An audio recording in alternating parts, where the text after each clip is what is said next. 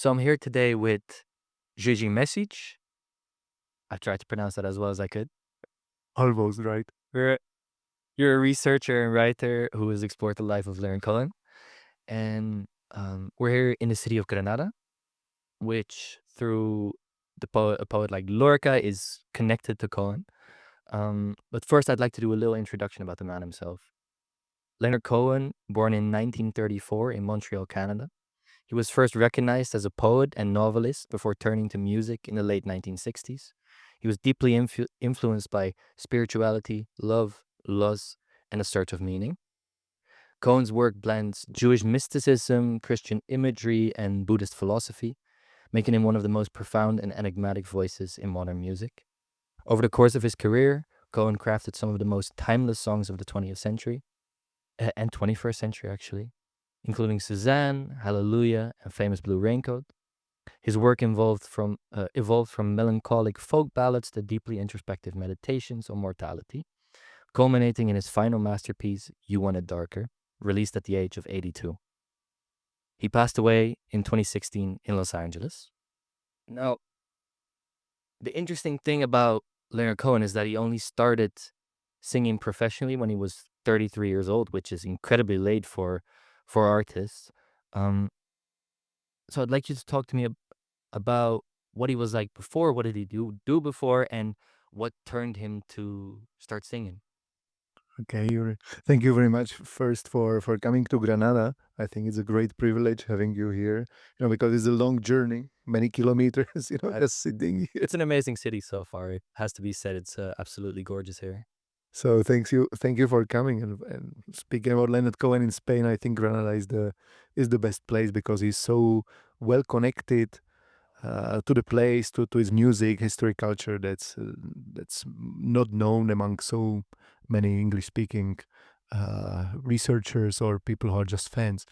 Uh, Answering your question, what Leonard Cohen was doing before he started singing, of course, he was a poet. Since his early years, since he was 14, uh, when he wrote his first poem and he sewed it into the necktie of his father, and probably after reading some poetry by Federico Garcia Lorca, Leonard Cohen became a poet. So he was writing on his own. He was member of a group, Buckskin Boys. I remember he was studying at McGill University. He was doing a degree in English literature. He had great teachers around him like Irving Layton, Louis Dudek, all these great poets from McGill. And they somehow noticed his poetic qualities and they started supporting him and they helped him with the publication of his first book, Let Us Compare Mythologies. And actually this book okay, wasn't as famous as his later books, but it opened him the door, to get his first prizes, to earn some money, and just to really feel himself like a poet, doing poetry readings. For instance, at university, he was having a tour, going from one university to another or from one place to another, just reciting poetry, telling stories, and somehow building up his image. He was kind of a rare guy, very very dark humor, womanizer. The women were crazy about him and all these readings. So I think this role that he discovered at McGill, he loved it. He personified it perfectly. But he wasn't a musician yet. Yeah? Although he tried, he had this group, Backskin Boys, earlier. I remember that somebody told me that he was doing poetry readings in cafes, somebody accompanying him on the piano, for instance. So he was doing his little performances, but he wasn't a musician. It happened later when he was 33, as you said, when Judy Collins invited him to her concert, and he came. He appeared with a guitar.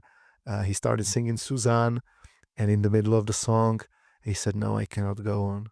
And he went to the backstage, and people were applauding and shouting, "We want to hear Leonard Cohen." So finally, Judy Collins went, and she brought him back on the stage, and he finished his song Suzanne. and this was something that opened him the door, and I think it was CBS, no, that helped him to record, or Columbia, I don't know right now. So was he an instant hit, or The Suzanne? or I mean, Yeah. that was his first song that he released, or Actually, the song was first released by Judy Collins, or at least popularized, because Judy Collins, it was a part of her repertoire.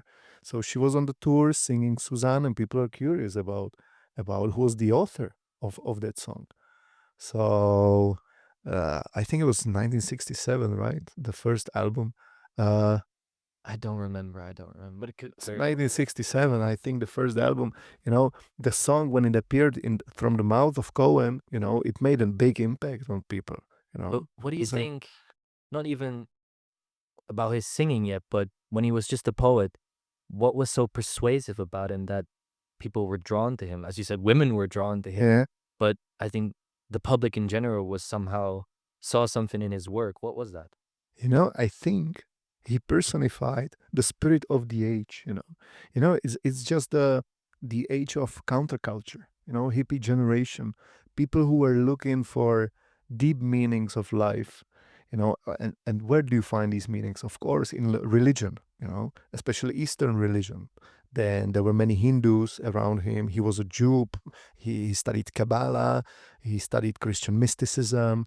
Not Muslim philosophy yet, but he was reading already something. And moreover, he was studying hypnotism. He could hypnotize people. He knew how to do it. Actually, in his first book of prose, The Favorite Game, there is a scene, it's an autobiographical book. There is a scene where he hypnotizes a maid working at home just to get her naked. But to return, to your question, Yes. I think, thanks to religion, hypnotism, sexuality, he also studied Carl Gustav Jung, and psychoanalysis, to understand the human processes when we, what happens when we make love, when we fall in love with somebody, what happens with our soul, and through, I think it's religious imagery, especially the song Suzanne. We know that it is a song about it can be about many things, but it can be principally about the woman called Suzanne Bailancourt. There was a woman of one sculpture from Montreal, and there is also a statue of Virgin Mary on the cathedral of Montreal, that somehow personifies this Suzanne. So it is at the same time about a human and about a divine figure. Okay, that's interesting because I know in Suzanne, in the second verse, it goes into almost the perspective of Jesus. Exactly. But what you said before about like counterculture and that age, I don't put the link together yet between when I think about counterculture, I think about moving away from religion, but still he uses these religious aspects and is part of counterculture. How does that work? Yeah, because counterculture wasn't the movement that would bring you away from religion. It was a movement that would bring you close to God. I think it was the general desire of the movement. It might have been through LSD, it might have been through religious practices, but the goal was just the transcendence, to get over yourself and reach something like God, or becoming like God. If you want it like that, like Nietzsche was saying, becoming like a divine figure. And it was like, Leonard Cohen, he discovered that he could become like a divine figure during orgasm with a woman, or just after taking LSD. The experience might have been very similar. I don't have experience in this, in drugs, like this, but you remember Timothy Leary and all these people who were, Timothy Leary was that famous professor who was giving LSD to his students in classes, and if they wanted to pass the course, they had to take an LSD, and he gave them a certificate. Yeah, so it was the period where everybody wanted to get divine or close to the divine, and through drugs, sex, or religion, whatever, they were experimenting pretty much with everything. And how do we see this outreach to divinity in his work? If he read it himself, you mean? No, If this reaching towards something deeper, towards something more meaningful? How do we see that in either his poetry or his songs? You know, I think you can see it in the same song, Suzanne, Mm. you know, because, this is very, it takes years to understand at least something from that song, because the song is working on so many layers. You can read it as a encounter between this Suzanne, a hippie girl from Montreal, who's bringing the singer to Christ and so on, or you can see her as a divine figure. And if you read it on that plane, and Carl Gustav Jung, and all these theories about animus anima, about just the soul divided in two, that gets completed when meeting, the opposite counterpart.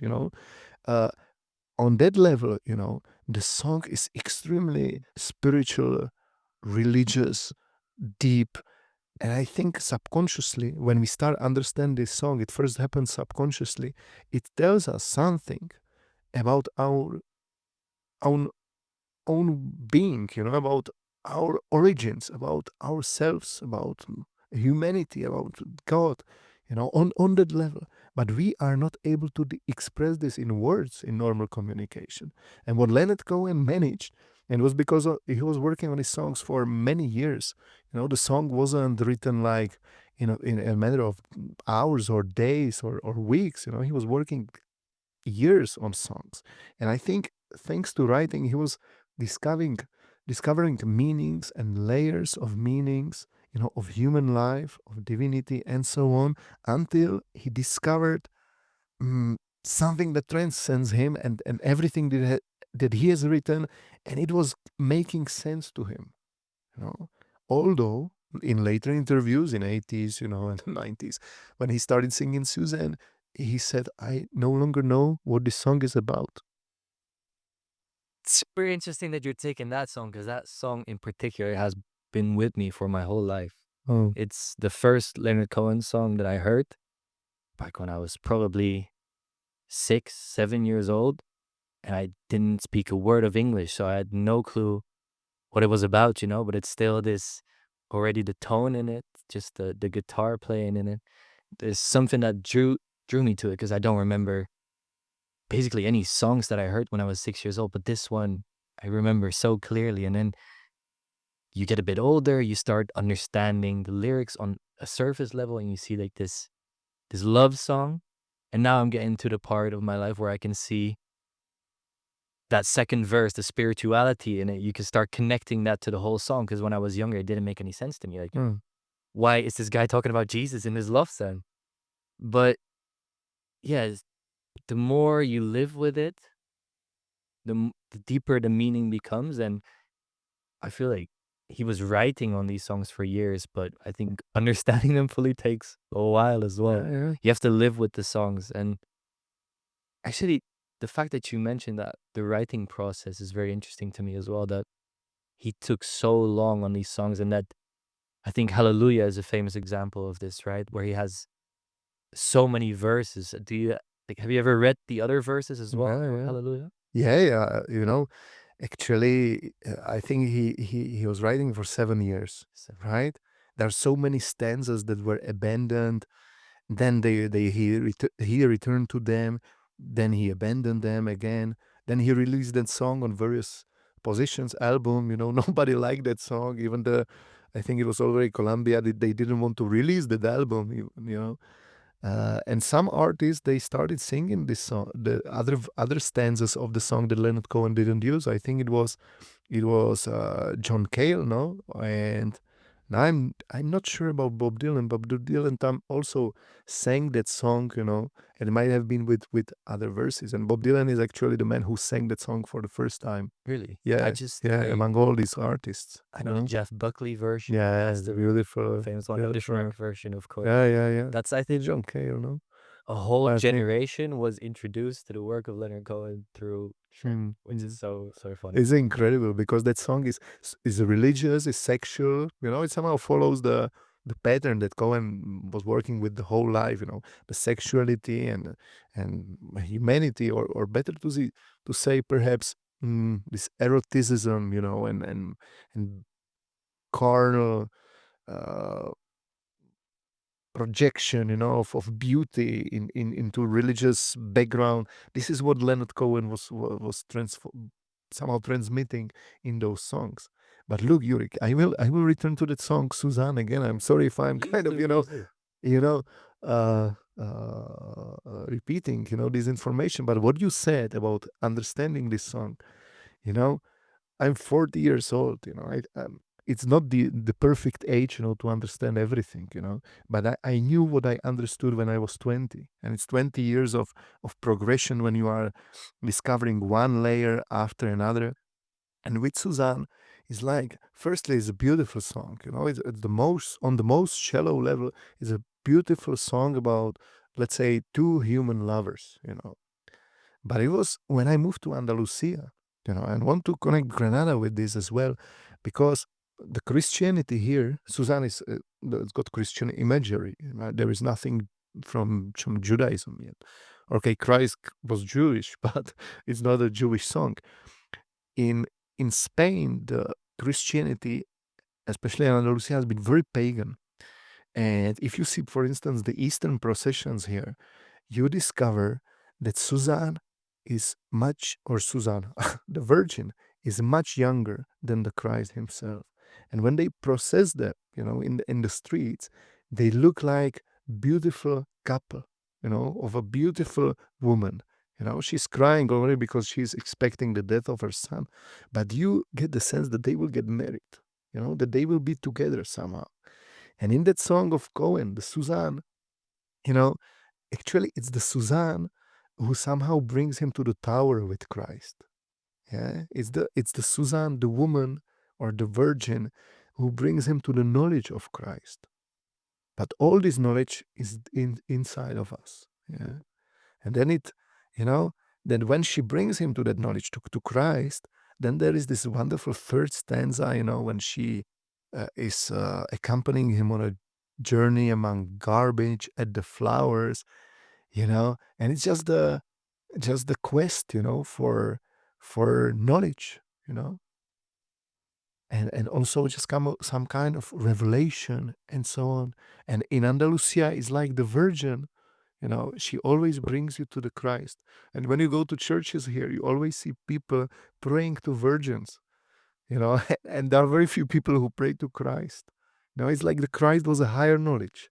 The first knowledge is the knowledge of the Virgin and the woman. What I got this exact point from reading your work as well, that I'd somehow felt it before, but I didn't make the connection that Cohen is, through his, I don't know, his interest, his obsession with the feminine, is trying to reach for something higher than that even.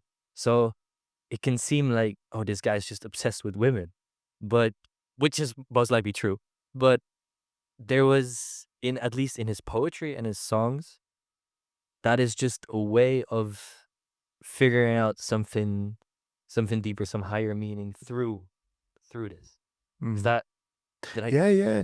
You know, for instance, there are, people attacking Cohen who are, feminists. They see, okay, he was abusing women, getting advantage of them. Okay, he was, I know one woman who was attending the Friday service, with him in a synagogue.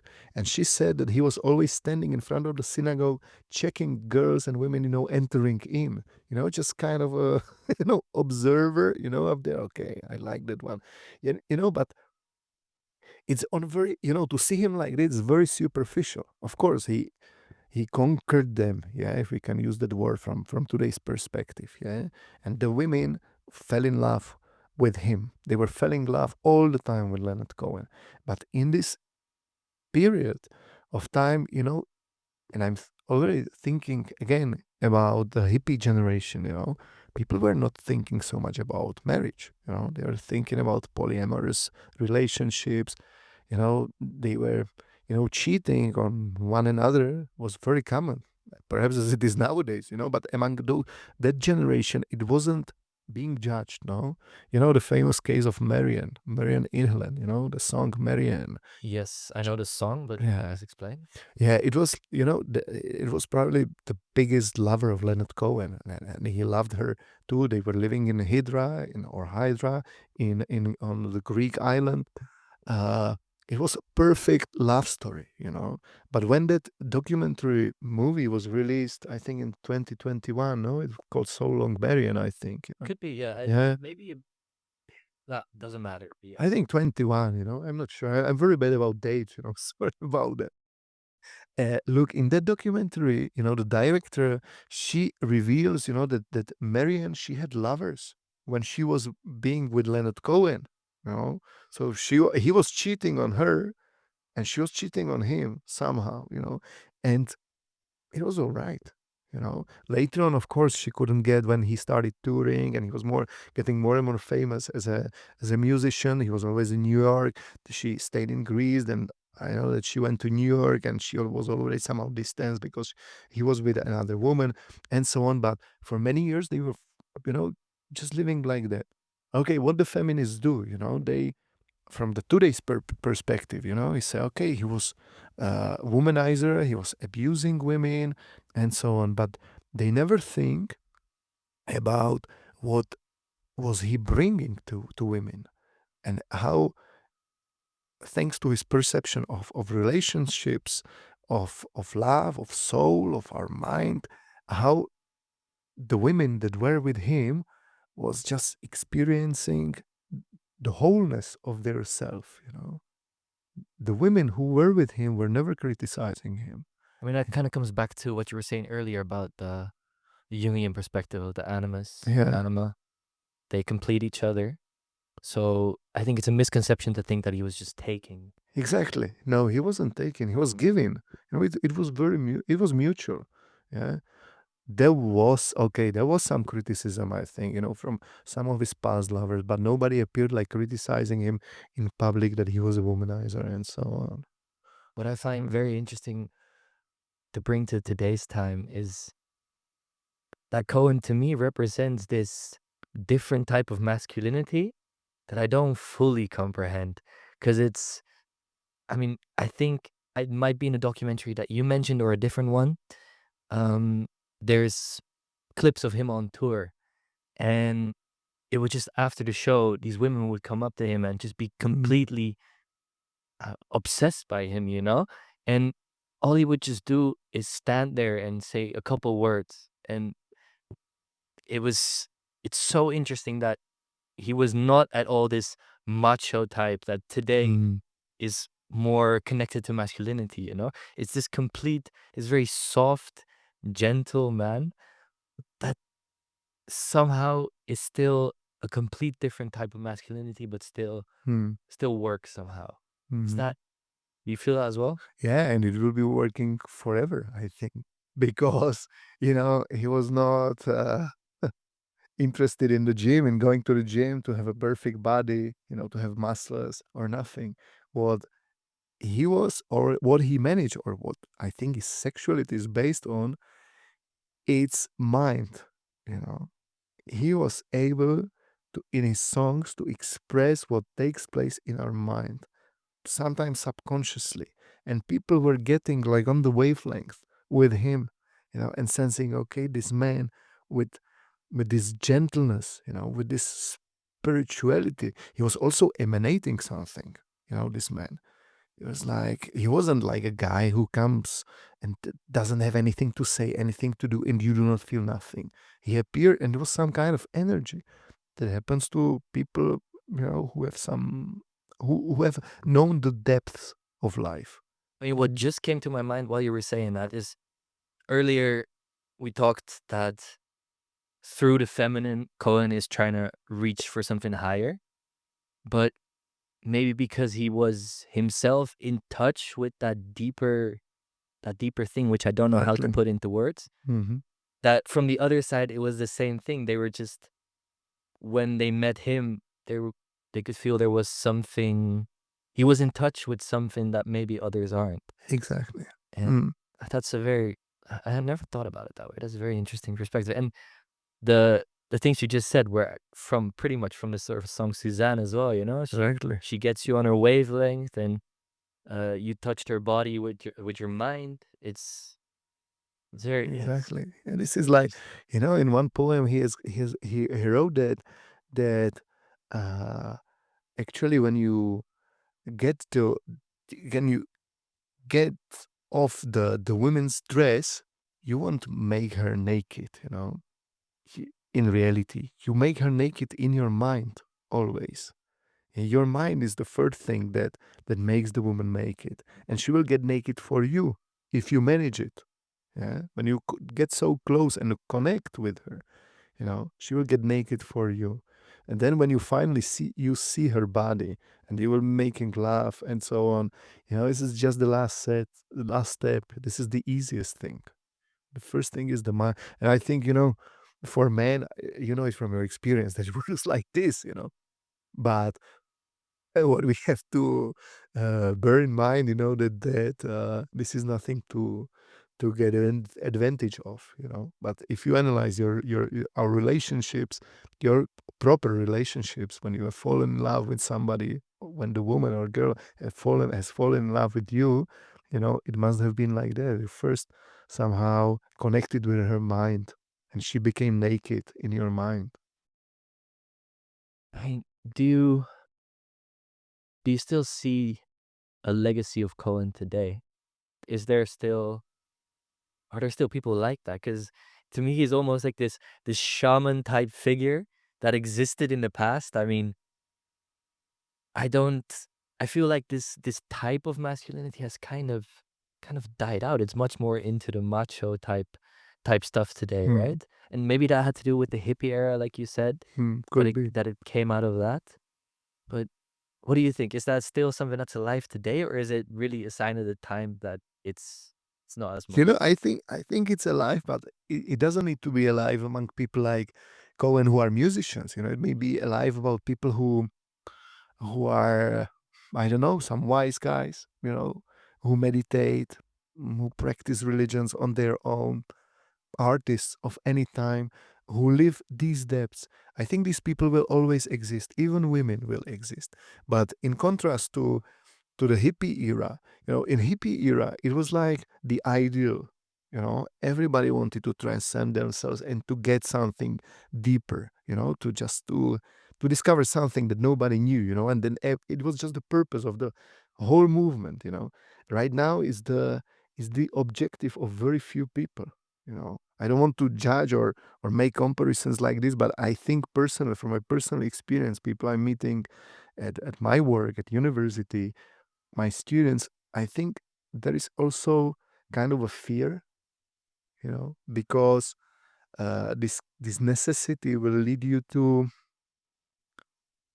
to like many trials and many failures, because you have to discover through which, with whom, and how you can get to those depths.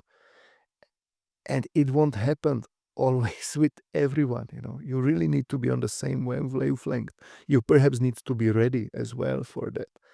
And I think the interest for these things has somehow waned among for instance, young generation who listens to music, and who especially here in Spain, in general, nobody listens to singer songwriters like Leonard Cohen, not even to singer-songwriters of flamenco or of other genres.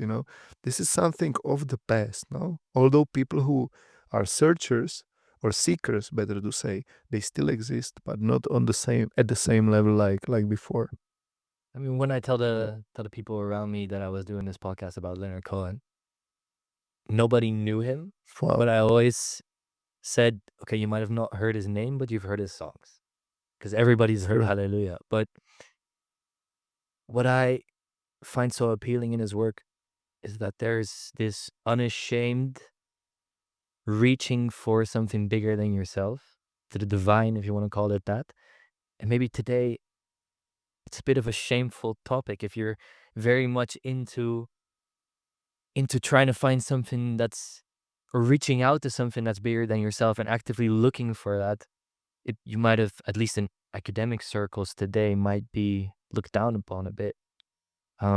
Could be. And in his work, Mm, it's just there's always, in whatever song it is, there's this mm, reaching out to the mm, divine. mm.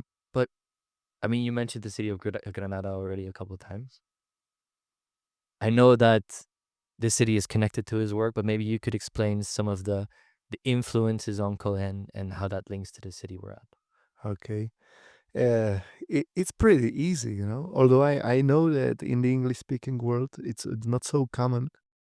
But you know, everybody knows about Lorca, of course. That Leonard Cohen was reading Lorca, and he somehow gave him his voice, as he said in Príncipe de Asturias Award, 2011.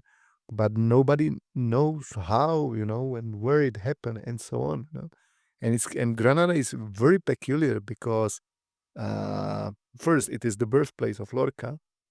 You know, so the symbols, you know, the scenery, let's say, of his poems that Cohen was reading and employing in his own work, you know, it becomes very apparent. You know, once you are in Granada, you know, you understand that the same images is a bit surrealist poetry, you know, uh, sometimes with humor, but it's also a dark poetry influenced by flamenco, a lot of death, you know, the topic of death, you know, the spiritual death, the first death, then before the physical death is present in Cohen. So this is why what he got, you know, somehow the essence of his music comes from here. And later on, he was a great admirer of Enrique Morente, as I told you, of the greatest flamenco singer songwriter of Spain, I would say. The one who, by the way, electrified flamenco. You know, if you remember Bob Dylan when he went electric, you know, Is that a good or a bad thing? you know, for you know, you remember for in times of Dylan when he went electric, you know, it was for the fans it was a bad thing because they were folk singers, you know, so they wanted acoustic guitar, and flamenco is also a genre that is based on tradition, you know, and people want always to play the same way and so on. And what Enrique Morente did, he recorded in 1996 the neo punk flamenco album. So it's flamenco punk. And it's curious that on this album, he's singing 4 songs by Leonard Cohen, yeah, apart from songs by Lorca. So this album is like an homage to Lorca and Cohen at the same time. And it's curious that somebody from Spain, you know, recognized Lorca's influence in the Canadian singer. So This is like, it went back and forth. uh Lorca from oh, Granada uh-huh, inspired Cohen, yeah, and then Cohen again inspired the people in Granada. inspired by Lorca, inspired people in Granada. So super cool. And how how do we see these influences of Lorca? Because Lorca in itself, I have to be honest, I've never read a poem by Lorca. Uh, Uh, before I started researching Cohen a bit, I hadn't even heard of him because, well, I'm not that well versed in Spanish poetry, and I don't know. I researched a bit, and it seemed like this Lorca figure had a very interesting life as well. Of course, his life was cut short because of, mhm. well, maybe you could explain if Yeah, well, Lorca was a figure that is somehow difficult to identify. No? On general level, uh, I think it's caused by Wikipedia and too much woke philosophy, unfortunately, you know. Lorca was gay, yeah, homosexual poet, dramatist from Granada, right? But being homosexual wasn't the most important thing in his work, you know. The most important thing in his work was that he had a great personality. He was, you know, he was from upper class family, but he was connecting himself with gypsies all the time here. You know, he got into flamenco. He started performing with gypsies. In 1922, there was a Cante Hondo event when the people from all over Andalusia were coming to participate. It's kind of an event to show their abilities in singing flamenco. No? So, and somehow with this, he was upholding the tradition, reviving and upholding the tradition. So he was very respected here.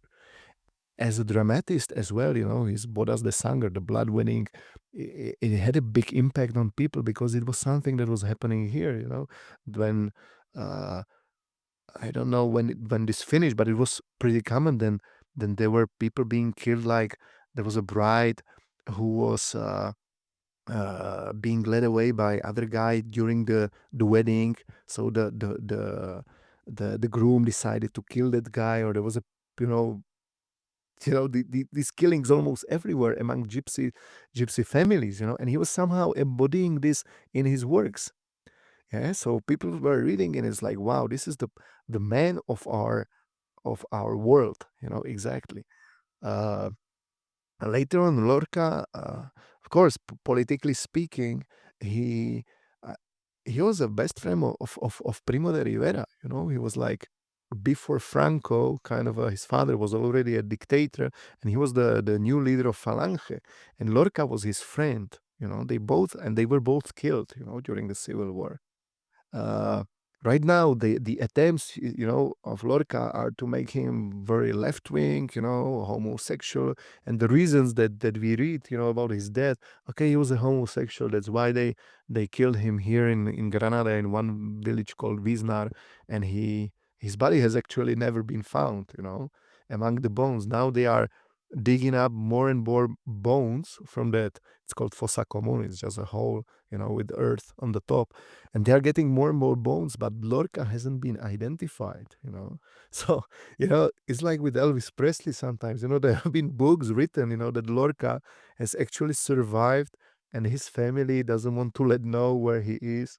There are speculations, but even the cause of his death is not clear, because they say left wing, but he was the friend of Rivera, no? Then at the same day, in Viznar, here in the village close to Granada, when they killed him, they let two banderilleros. It's a kind of assistant of a torero, So they let them with him, like his friends, and toreros are always has been associated with right wing and so on. So I think that the theory of saying, yeah, he was left wing and he was gay is not valid in this case. So the reason for his death we do not know, or actually for me it's not clear.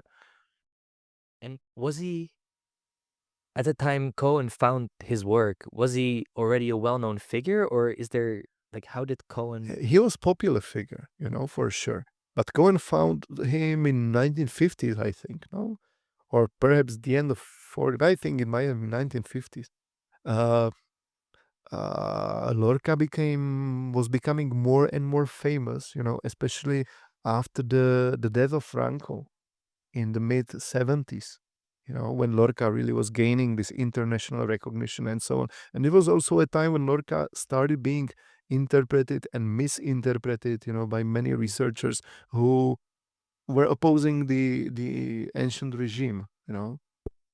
So And you mentioned some of the themes that shine through Lorca's work and that Cohen mhm. took inspiration from. Is there any examples you could give of songs or poems by Yeah. Cohen where we see a clear influence from him? Yeah, yeah. It's actually Gypsy's Wife, for instance.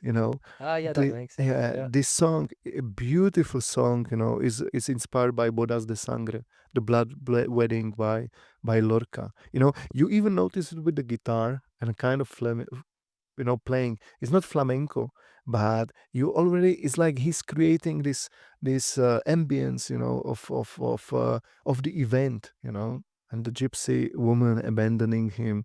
It's beautiful. Because in some live performances of Cohen, I saw he also, well, not him personally, but he usually has an artist who plays like the Spanish guitar. I'm completely Yeah, yeah. familiar with what it is, but You mean the last tour?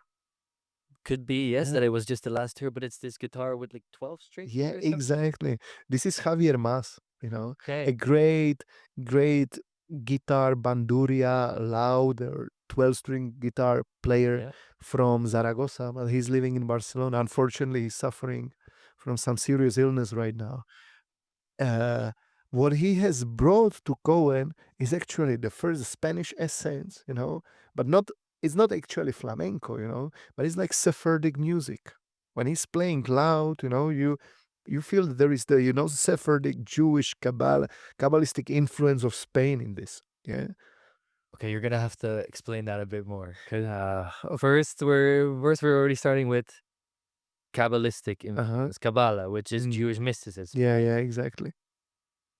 Could you explain that and how that relates? Maybe it goes too off topic because just the fact that we're already relating Kabbalah to its influence in Spain, Mm-hmm.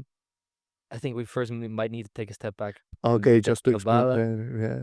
because yeah, Okay, yeah. of course, it's very interesting to see how that influences his work and through the Spanish influence. But first, let's speak about Kabbalah. yeah, Then, okay, and then we will get back to Javier Mat. And okay, let's not forget this. We're not have actually Kabbalah, because Leonard Cohen, he was a Jew. He was Ashkenazi. His great parents were coming from Poland and Lithuania, and they were immigrants to Canada. I'm not sure if they were mystics or not, but it's quite understandable, for the Leonard Cohen. He didn't like the official, I would say, theoretical side of religion. Just the words, and the service in the synagogue. Yeah, he wanted something more. So he went discovering the meaning, what is behind those words. And I think when you are in this step, you become a seeker. And naturally, you will thrive looking for the truth from your own religion. So, what is the next step of any religion that we are having in the world? The next step, if you want to know more, is mysticism. In any religion, I would say, in the world, it's, the official side, the church on Sunday for us, and then do you have something more that is mysticism, meditations, and I mean, in Christianity, that would be something like Gnosticism. I think exactly, could Islam, be, it would be Sufism, and then in exactly. the Jewish tradition, there's Kabbalah. Kabbalah. And curiously, Kabbalah also originated in Spain in 12th century in Al-Andalus, but it was much more to the north, because Al-Andalus was actually in Leon. It's the northern city, but it formed the part of Al-Andalus. And it was just a synthesis of here there were, when there was a Muslim conquest of Andalusia, from the 8th century on, these Muslim rulers, they didn't want to convert everyone to their religion. Yeah, they were they were letting people live in peace, in harmony. Jews, Christians, and Muslims. It's true that perhaps Jews were somehow discriminated at certain times, but for instance, here in Granada, the Jews, they had the same privileges or power even at Alhambra, during the Muslim rule, like Arabic people, like the Arabic believers, Muslim believers. So there was no discrimination. So this was a synthesis of three religions, mystical streams of three religions, even Sufism at that time, because Sufism in Andalusia was very strong. Ibn Arabi, one of the greatest Sufi philosophers, had influenced Rumi before. Rumi was a poet who made a big impact on Leonard Cohen.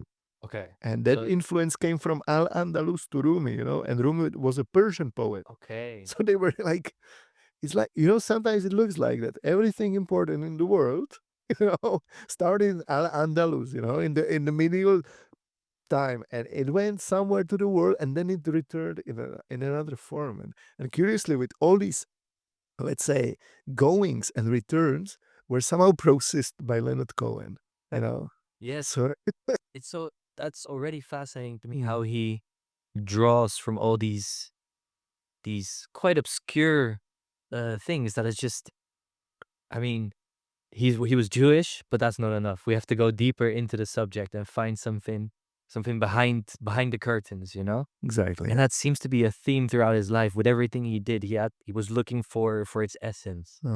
But yeah, so we've discussed Kabbalah now.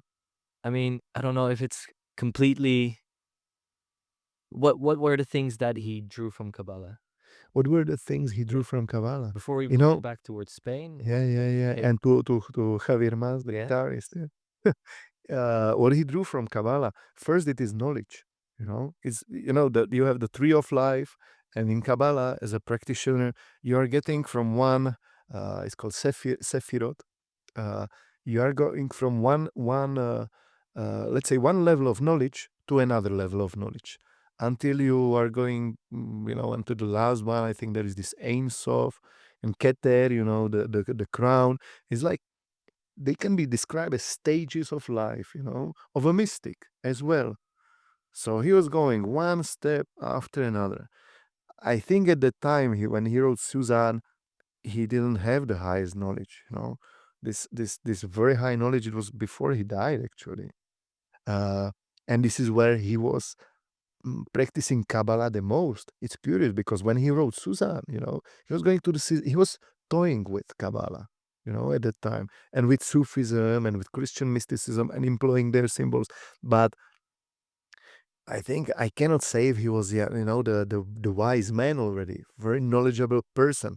I think he knew things, you know, but he didn't reach something like we can call nirvana that happened, before he died. So through Kabbalah, he got to some kind of knowledge, and of course he wanted more, and perhaps he wasn't able to get more, so he said, okay, I will read Sufism. And he was seeing in Sufism, okay, they also have these states. It's called Hal in Islam. You have these states, you also reach this, and okay, and what's more? I cannot go more, so I will now study mysticism. So the Christian mysticism. So he went to study mysticism. Okay, we have Teresa de Avila, we have, I don't know, San Juan de la Cruz. They were experiencing this. This is very similar to Kabbalah. This is very similar to Sufism. It's almost the same. You can really, when you study this, you discover it's the same, but the names are different. So you say, okay, what's more? I need to get further to this. So I want to go to Zen Buddhism. And this is the liminal point, Zen Buddhism. Because he, in the later stage of his life, around 50, I believe, he spent around 10 years in a monastery, a Buddhist monastery. Yeah. I don't know if you call that a monastery. Yeah, it's monastery. It's monastery. So he spent 10 years of his life there, I believe. Yeah, but even before, I think in 1974, if I'm not mistaken, he already knew this Roshi. He was the leader of this Mount Baldy monastery in California. And he used to stay there, I don't know, a few weeks, months, and so on, but it was never like 10 years, in a straight, in a row. It happened in 90s, and then before the last tour, there was, by the way, there is this history then that he started playing again because he was broke. That Yes, there was some with like a manager that took all his money. Yeah, exactly. Yeah. She was in love with him. Although she was married, she was in love with Leonard Cohen, and perhaps she wanted to take revenge on him or something. But there's this story that he goes down from the mountain, he goes to the withdrawal machine, he tries to get his money, and he sees his bank account and says, "Wow, Jesus, there is nothing."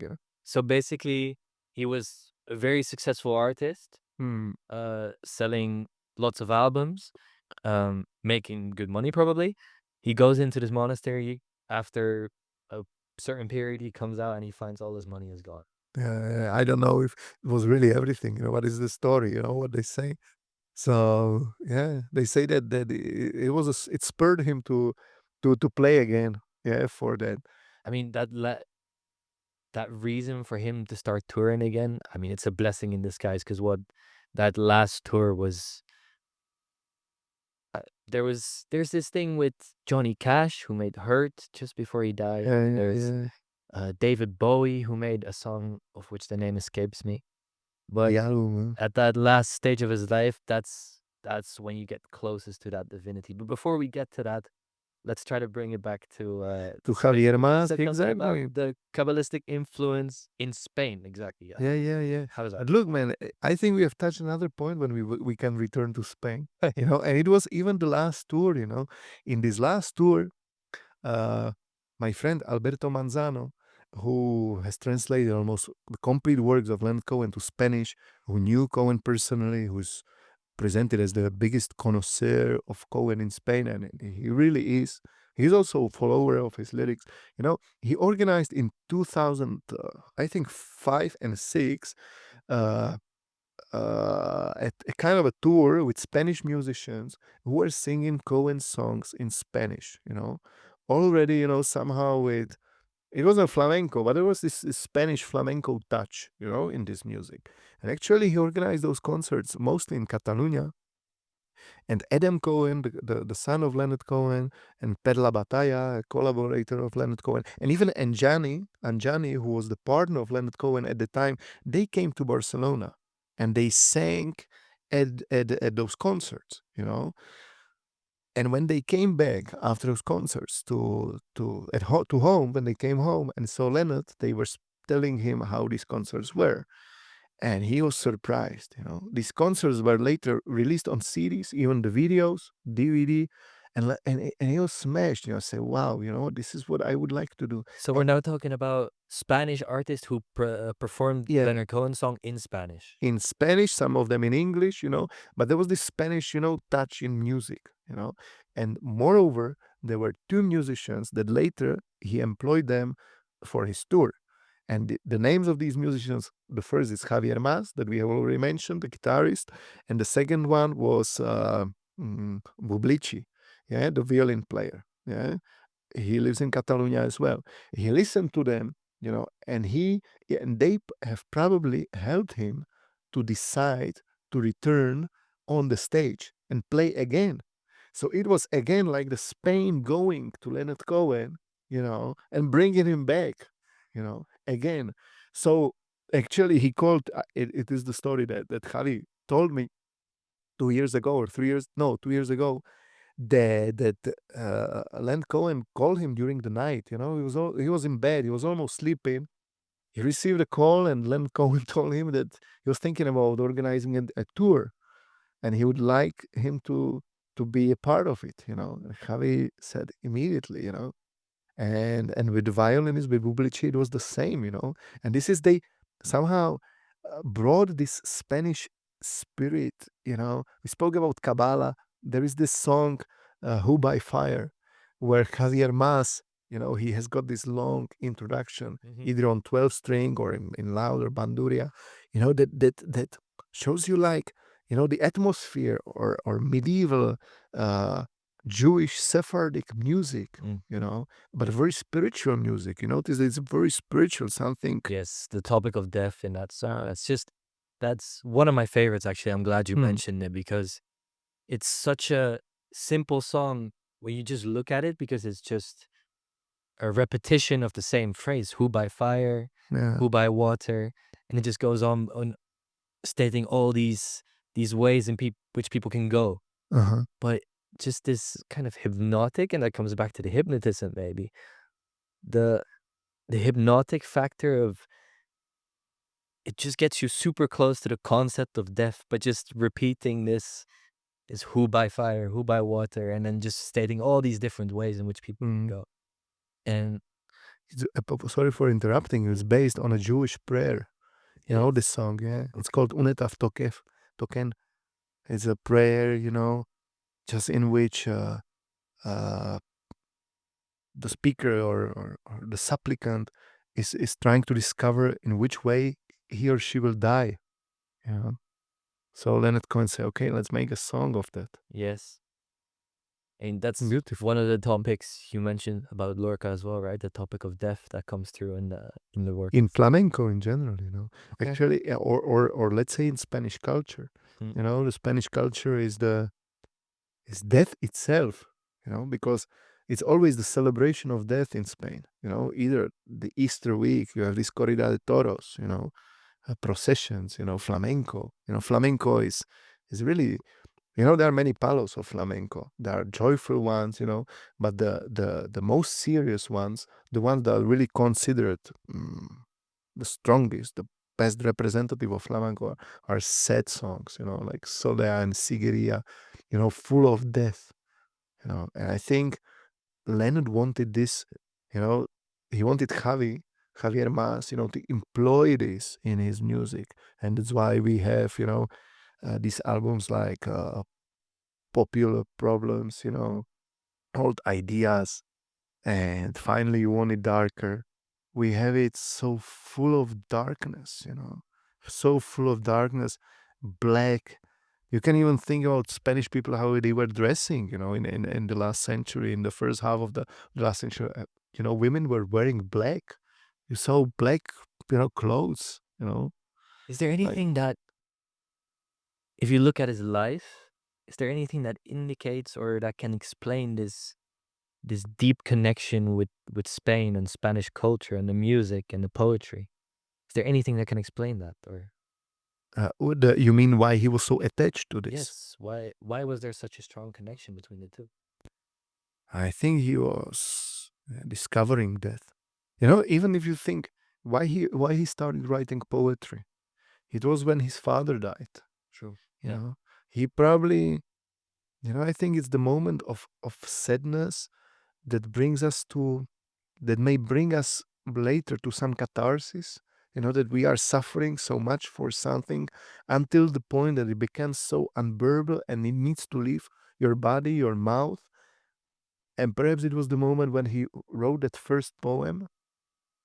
We do not know the text of this poem, but it might have been, it must have been full of death and it must have been very sad. But do you think It's that not. this fascination with death is the reason why he connected with Spanish poetry and Spanish culture? Or is there something else as well? Perhaps he found it, in Spain. But it wasn't only Spain, in Greece, it might have been very similar. Okay. In local music that he found, local poetry. I do not know much about this. Yes, so I'm going to feel that I cannot give you exact examples, but we can say it quite naturally. He was fascinated by death, and he was looking at it. Even when we speak about love and women, orgasm is a kind of a death. You know, uh, uh, and I think he wanted to have as many orgasms as possible. Yeah. Because with So, those deaths, you forget yourself. You don't exist. but when I look at interviews with Hmm. him, there's no fear of death. No, no. It's He wants to it's get a to. fascination, but not based on fear. It's a fascination. Well, what do you think it stems from? Because it's one could say that somebody is obsessed with death because they're so afraid of it, and out of that fear grows the fascination. But for him, I don't think it was that. No, no, because think about it in a cyclical way that life comes only out of death. So to die at the same time means to live, and especially in a mystical way that he described. And that, for instance, when San Juan de la Cruz, the Spanish mystic, wrote about death, he always wrote about the death of his ego. He wasn't dying as a person, as a body. He was always dying, as himself, as ego, or some idea of himself. And I think Cohen wanted to die all the time. He didn't want to have any ego, any desires, any passion. Although you may say, okay, desire towards women is a kind of a desire, but it was more desire, that he would die with her. And perhaps in this, he was showing to women that they could die as him, you know, and What if do you they mean were by not, that? in orgasm, Oh, in making love. And so, yeah. to make a kind of spiritual love. And in the spiritual love, they would both disappear, and getting born again. There's so much interesting stuff in that. Yeah. Also, to bring it back to the mysticism, because what I know about the mystic traditions is that it focuses a lot on oneness, but also on the duality. Mhm. In Christian mysticism, or at least in Hermeticism, I know the famous statement is "as above, so below." That Uh-huh. goes into that duality, and I think that fascination with death that you mentioned, that's the duality, that from death comes life, or without death, there's no life. So it's in that duality, I think, that he finds a lot of fascination as well. Yeah, but it's always like, as above and below, it's actually the attempt to make unity, you know, Yeah. to make it the same. So it's like what happens, or the kind of life we are living, or society, it's always duality everywhere. And we are trying to unite things. So we are we have to get beyond the duality. Okay. Yeah. And I think the death is the way how to get beyond the duality. Because in the moment of death, any physical or mental or whatever, you really become one, with something connected. You become a part of the divine world, of whatever there is. It's just Yeah. There's it's a fascinating subject, and there's so many ways to look at it, and that's why it probably takes decades to understand. So yeah, it's I'm very impressed that well, you're not in your 80s yet, and you seem to have a good grasp of it. no, but I have to tell you, I know the way to, but I have lived personally some of these things because for me, Leonard Cohen, apart from liking him music, he's become somehow some kind of a teacher. Yeah. And I do not like to have teachers in my personal life. I like to discover. So perhaps better than teacher, he was like the one who showed me the way how to understand the things that happen in my life in a better way Okay. and how to give them meaning or more bigger, deeper meaning than I would normally interpret those events that happen in my life. Mm-hmm. Yeah. So uh, I have experienced some things, as anyone else, but thanks to him, I could give them name, and I could perhaps know where, or I could name where I have risen thanks to them. Spiritually thinking, mentally. But if I'm not a wise man, and I think he wasn't when he was 40 either. It's like just a big process. I think at the end of the life when you really know everything. But if I'm 40, I know only half of what I will what I will know when I'm 80. Imagine, you know. What I talking about, like that latter part, because in an interview there's this quote he got from somebody else, but that life is a very well written play, except for the third act, and that's the last part of life. It just it all falls apart a bit because it's not written so well. At least the end of the third act. But Perhaps the end. Only. in his case, if we take for example the song "You Want It Darker," which he released when he was 82, so it was I think maybe a year or maybe even shorter before he died. Um, and when I first heard that song, there is, and this might be completely wrong, but I feel like there's some grudge or some disappointment as well because it also talks about the fact that, well, there's a line in there. I didn't know I had permission to murder and to maim. Mhm, mhm. Pretty much talking to God in a way of, well, all this bad stuff that's happening in the world when Confessing, perhaps. I didn't know that it was all just allowed. And another line, a million candles burning for the help that never came. There's some, to me, there's some disappointment in that as well. Is that what you got as well?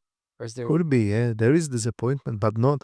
I think, yeah, it is autobiographical. Yeah, for sure, there's some of the autobiography, but I think the song speaks more generally about the bad stuff that happens in the world, the supplicants that we are begging for help, and, and the help never comes almost. So I think and he says Hineni, Hineni, I'm here, my Lord. All the time he repeats it, somehow to call him, that he finally comes, because I don't want to say according to him, because there are songs when he seems to be very close to God, he seems to have relationship with God, but in this concrete song, I think no, it's about supplicating, about begging to come and not leaving him here, probably because of his faults that you know living that kind of life uh, that I do not know fully because I haven't ever had so many women like him.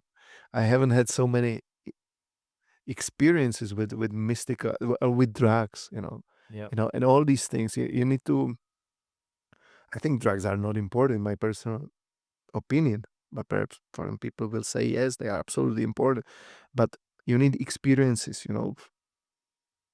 to get to knowledge. You need to experience a lot of stuff. If you do not have this experience, uh, you are safe. You do not hurt anyone, you know, and you perhaps do not need to beg for pardon so much as he did. Because on his way of a mystic, let's say, he had to betray. And I remember the song then he had to betray family. You know, there are songs you have to lose your family, your wife. You know, when you are even the famous Blue Raincoat, you know, that speaks about this experience. There is one, the woman, you know, lives with a man who is how to say, who is well off, let's say. No, he's not mystic, but there is this other man who is just in the desert, you know, and who is somehow being addressed, no, in the song. And I think Owen always needed, you know, even when we had kids and the family, needed to go to the desert, to be alone, to suffer. What does that desert signify? I would say desert, you know, just fasting, Mm. you know, depriving yourself of everything, you know, of every comfort that you have. You know, living in a family is a kind of comfort and we are having. And he was always abandoning this comfort. That's why he's the mother of his two children. She's not particularly fond of him and of me now. Neither, you know, as I have been told. Uh, I think it's because of this that people couldn't understand why he was doing that, you know. But it wasn't. I think it wasn't selfish, in my opinion. I mean, it was like just it was coming from the need that you need to get purified. You need to get more spiritual, more in touch with God. And our partners or families, they are not tolerating this because you always have to be there paying the bills, you know, and taking care and so on. And he needed to get detached, you know, getting detached all his life. Yeah. And that's why he's perhaps, you know, begging for pardon in that song or many other songs, you know, just asking to. That detachment and that desert you explain that brings it immediately made me think of famous Blue Raincoat, that song. Yeah. There's also the line of you're building your little house deep in the desert. Yeah. And stuff like this, just every line you can just dive in. And I don't know, while you're explaining it, now I'm really getting why it took him years to build a song, you know, because it's all layered and connected. And uh, yeah, there's so much, and probably it's gonna take multiple lifetimes to figure it all out. Perhaps you don't know. Perhaps you will be 60 or 70 and you'll understand everything. It depends on on our experience. You know what happens to us in life. If we, you know, not everyone is going to get on a mystical way. Yeah. You know, it's like I remember once I went in Fez in Morocco and there was one Sufi master and he'll say, yeah, everyone can be Sufi, but you know, each of us has got a limit, you know. You will get here, the other person will get here, the other one there, then the other one will get there. Yeah. You know, Leonard Cohen has probably got very, very high, you know, Mm. on that limit. And that symbolism and that meaning that is behind his song comes from that level, you know, where he got. We are perhaps here and we try to reach him, you know, so that's why we understand a bit of the song or we interpret it according to the experience that we have right now. But our experience may get higher with years. Mm. It's like with wine, perhaps, you know, it will get mature, more mature. Or it will get spoiled and we will fall down, you know. I have also heard people, you know, saying, okay, this is too complicated. Don't complicate your life. Don't speak about it. And so on. So our paths are different. The path of Leonard Cohen is clearly a path of a mystic, you know, reaching the heights that are not for everyone. And And so, when he went into that Buddhist monastery, Mhm. what do you think he was looking for there? Is there because he was diving into all these Abrahamic religions, the mysticism in these uh, Abrahamic religions, but then still turns towards Buddhism. hmm. I think he was building his little house in the desert. You know, Could you explain it? yeah, he was living there in a shack. Shack, the small house, you know, without heating, you know, very, I don't want to say bad condition, but very basic conditions. You know, I remember. I think it comes in the book of Longing. No, these are poems. You know, majority of them that come from that experience when they are walking out of these shacks at during the night without shoes in snow.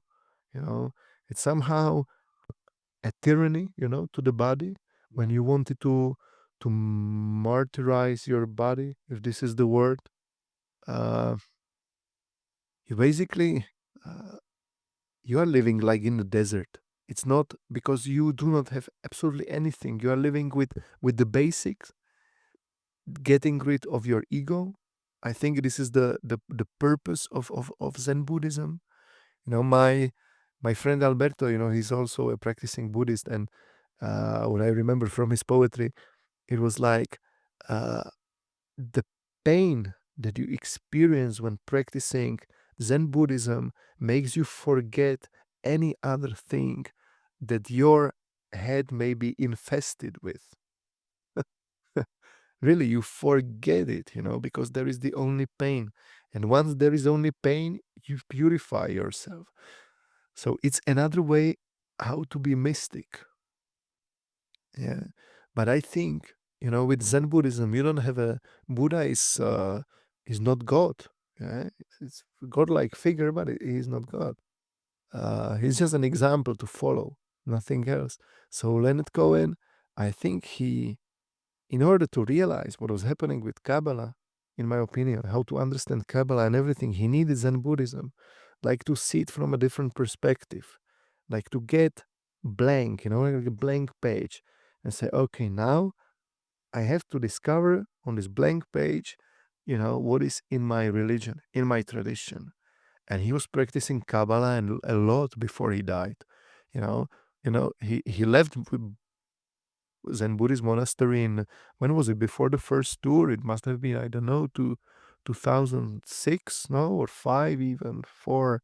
Not sure about the dates. So before he went to that monastery, basically his whole life he was writing the pages of his life, if you can describe it like that. And then by doing this Buddhism retreat, he kind of erased everything and just started with a blank slate. I And think that so. was able, in that way, he was able to connect with those traditions from a fresh perspective. And Could have been said like this, Mm. But it was like, imagine that finally you are in a system that doesn't have any God, Yeah, that is not even described as religion, because Zen Buddhism is not religion, it's just a practice, let's say, and you have these koans, and you are meditating, thinking about truth, while suffering a lot, sitting in lotus, you know. I have never tried it myself, but it must be so painful, if you saw these people.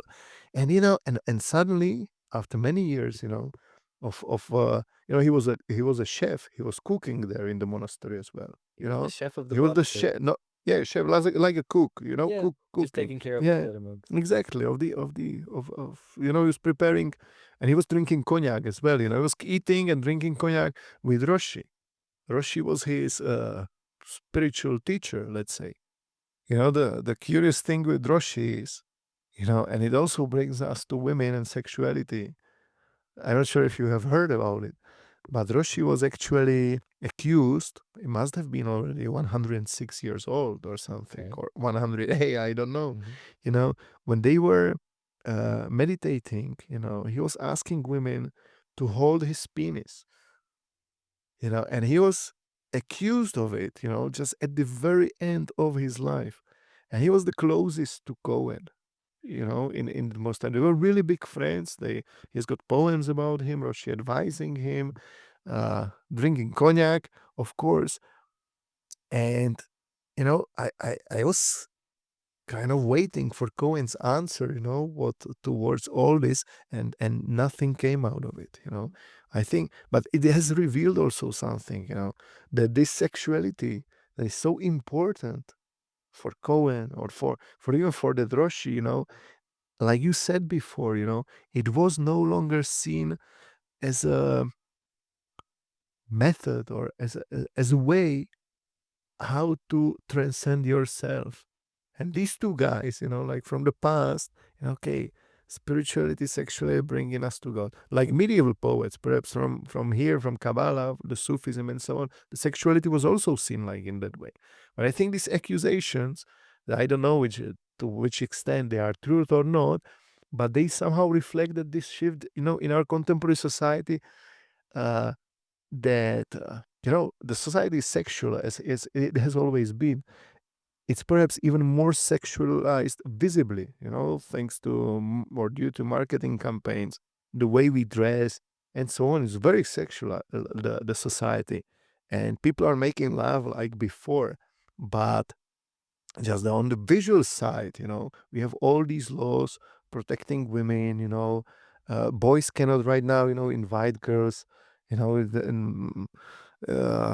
to say, I for mean, I drink. think our society has been more sexualized than it was when Cohen was in his youth, for example. But when you look at the rates at which people are actually having sex, they're the lowest they've ever been. It's in recorded history, Really, So the rates of making love. so the average age until people are a virgin, for example, is right now higher than it's ever been. Of course, we've not been recording it for very long, but ever since it's been recorded, it's the highest now.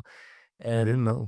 I think Mm. that relates to the making the sexuality into a superficial subject as well. It's just Mm.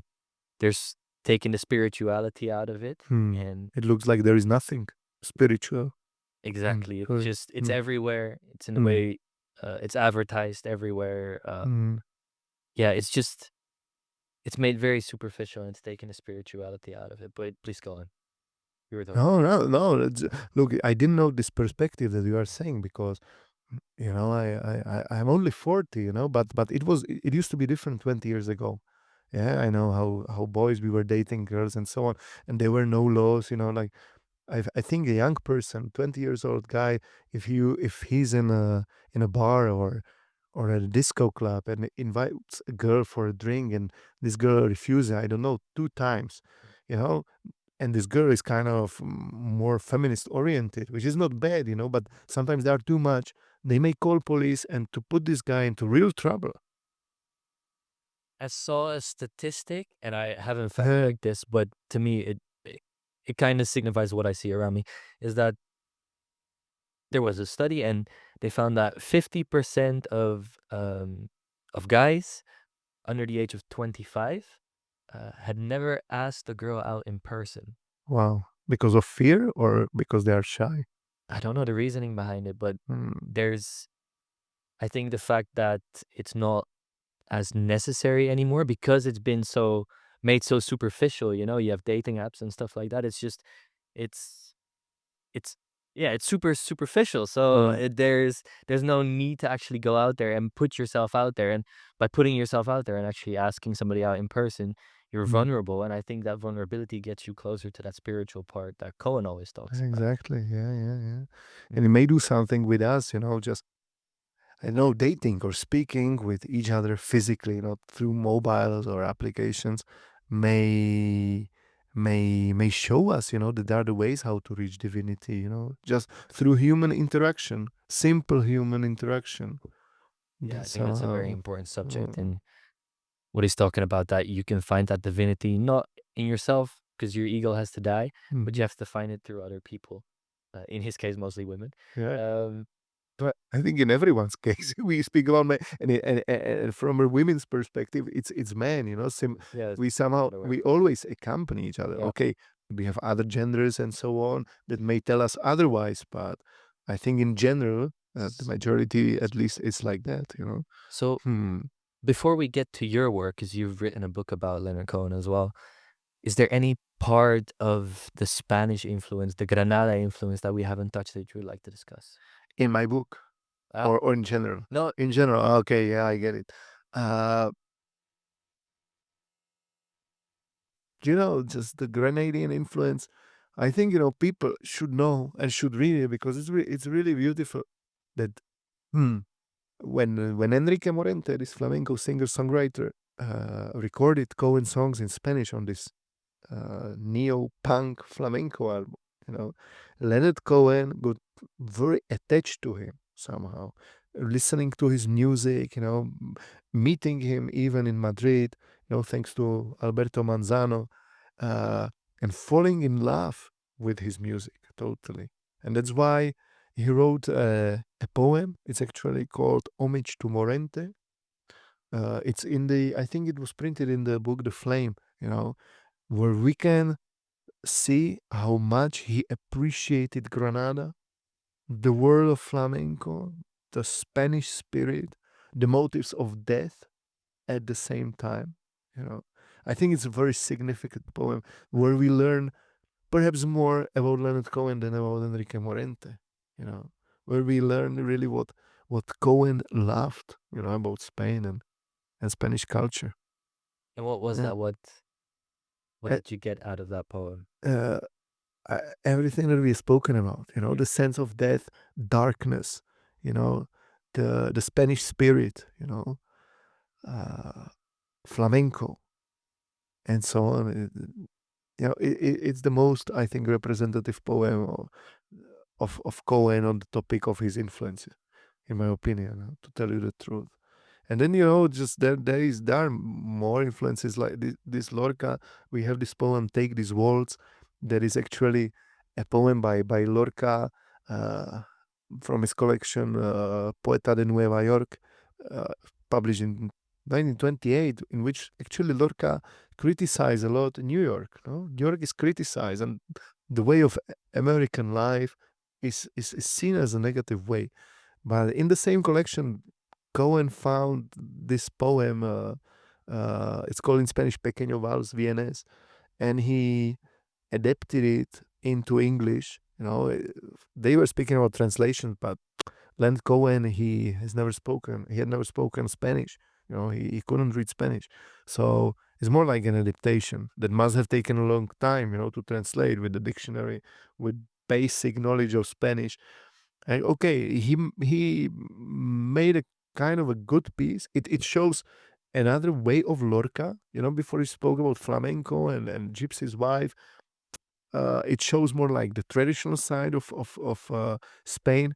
Here in Take This World, it's a Spanish surrealism. You know, modernism, I would say. Although Lorca is not considered, although he was living in at the same period, but he's not considered as a modernist poet. It was like surrealist, romantic poet, I would say.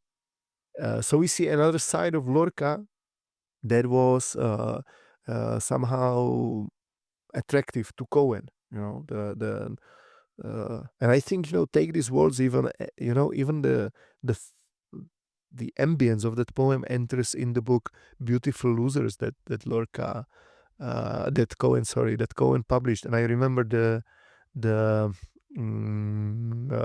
scene where this dildo is, you know, making love to all the people in one room. I think it was the woman, and then this F, you know, there is this strange character F, you know, that I think is Irving Layton, one of Cohen's teachers, you know, from the McGill, because he is this character, you know, and womanizer and so on. And this dildo, you know, makes love to or violates everyone, you know, in the room, and it jumps out of the window and runs towards the ocean, you know, and it jumps into the ocean.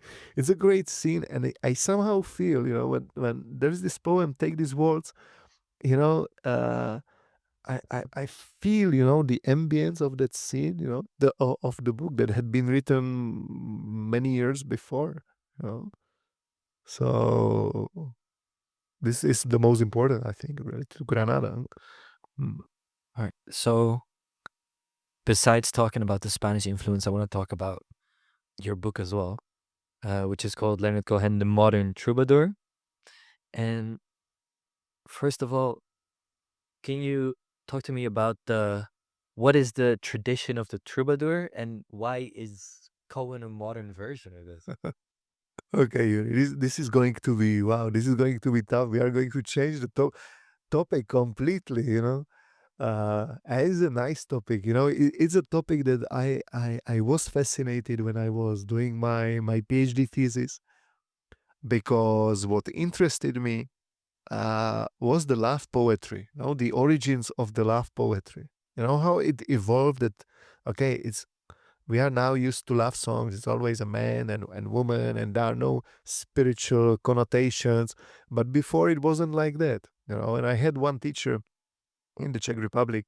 Already, he was my supervisor in my BA and master thesis, and we're discussing the troubadours, you know, and we had some good anthologies in Czech at that time, And in those anthologies, I started, apart from mysticism, there was sometimes dark humor, sexuality.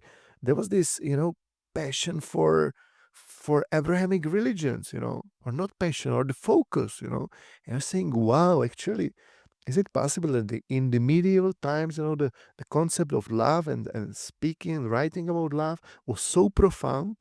And how is it possible that at certain times of our evolution it disappears and then returns? Is it possible that somehow sometimes at some periods the love is shallow or spoken of as a shallow relation between two people, at certain period it's so deep, so religious and so on. So I became fascinated. I was listening to Cohen all the time because Cohen was accompanying me from my university studies. I think I started in 2007, I think, or 8. I started my university studies, and this is when I started listening to Leonard Cohen as well. And I wanted to bring all these things together.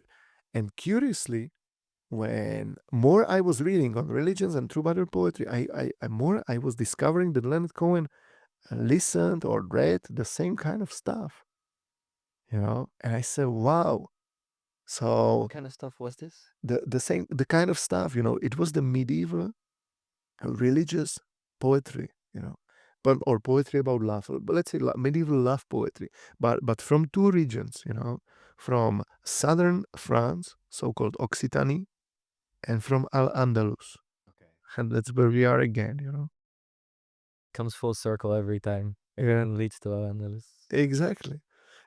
And, you know, uh, I noticed that these troubadours, the medieval poets of these regions, they were influenced by Abrahamic religions, by Sufism, by Kabbalah, and Christian mysticism.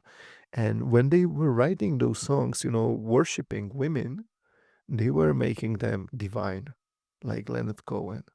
And they might have experienced, things that later on described Carl Gustav Jung, with psychoanalysis, animus theory. You can already read this in medieval poetry or in the poetry of ancient Greece, or ancient poetry of any country, That's super insane. So you're relating the animus and anima of the concept that Jung came with and relating that to the medieval poetry. But how does that work exactly? Yeah, it's very simple, Actually, when we spoke about the Virgin is, according to Jung, it may symbolize, that anima of your soul, that missing. If you are a man, Just because I always forget this. The anima, we're talking about the feminine part, and the animus, we're talking about the masculine masculine part of part the person, of the soul, of the soul. yeah. Is this like this duality, but the purpose of duality is the unity. So when they were speaking about, troubadour poets of southern France, I don't want to say all of them, but from what I get, absolute majority, there was always the real woman somehow divinized, or making divine, like a virgin, you know, divine figure. And they were writing poetry to her, worshiping her. She was being worshipped, physically, but also something that you see in the song Suzanne, with your mind, and somehow with this image, this may be a bit complicated, but this image, of the divine figure divinized the real person, and this real person, or through that real person, they could, get to the soul, to the feminine part of the soul, and unite it. Okay. Yeah, it could be union in the mind, or it could have been physical. If they were usually from lower class, and these women were aristocratic women. So it was like, but sometimes they succeeded. They seduced them, the most lucky ones. The other ones, they were only, they were satisfied with the mental image. But all of this, was to join the parts of the soul. But in what I read in your work is and a very interesting distinction between Cohen and the troubadour. Uh-huh. The correct me if I'm wrong, but that the troubadour attributes physical qualities to the goddess, I and Cohen attributes divine qualities to regular women. uh-huh. That's the main difference, right? Yeah, it could have been a difference, you know, Okay. but it doesn't happen, you know, all the time. Yeah, yeah. It's like Cohen. He had these women. You know, I think in the book I have it like this.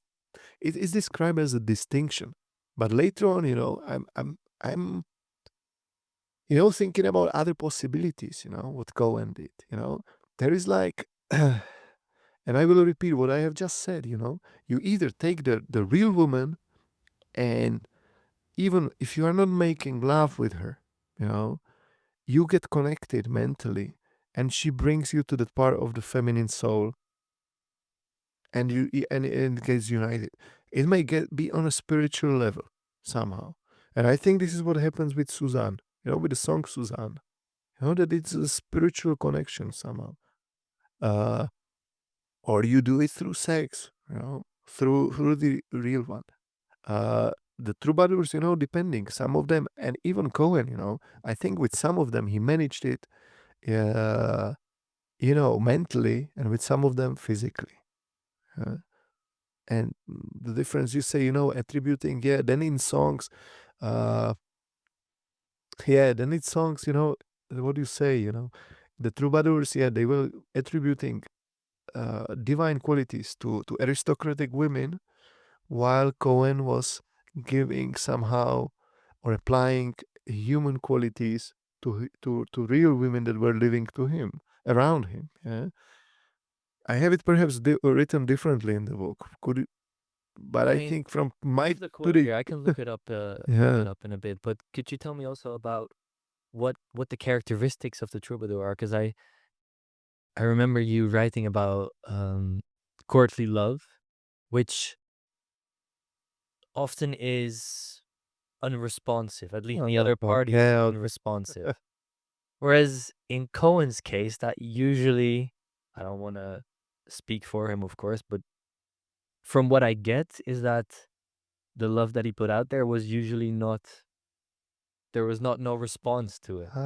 Yeah. So how does that relate to that Yeah, courtly it's like, love still? you know, the concept of courtly love is something that very few men can bear. You What know? way? Because it's unbearable. You know, it's like being in love with somebody who doesn't respond for a long time. And I think, you know, this is a kind of a quest that you may be suffering perhaps even the whole life. You know, there are stories of troubadours suffering the whole life. You you have a woman, you create a beautiful image of her in your life, in your mind. She might not be like that, you know, but somehow that helps you psychologically or internally, you know, to connect the soul. Uh, and you are, you know, in this suffering, you have a certain steps or states, you know, in mysticism these are called states. And I think I will again use this word hal, you know. Hal in a Sufi poetry, it's when you reach another state or stage, you know, on your quest, you know, and every stage or state makes you a bit different person. And this stage is given by God.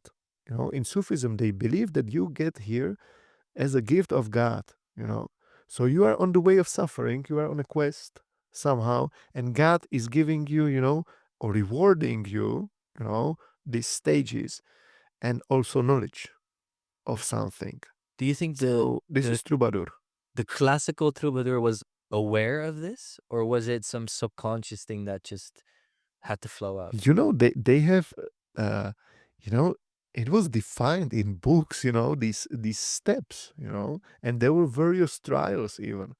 If you remember it from the book, there was like, you know, uh, if the woman accepted it, you know, the troubadour could perhaps come to touch her, you know, s- and it would bring him, you know, after all this suffering and all these, you know, imagine they were virgins as well, So it might have brought them, some states.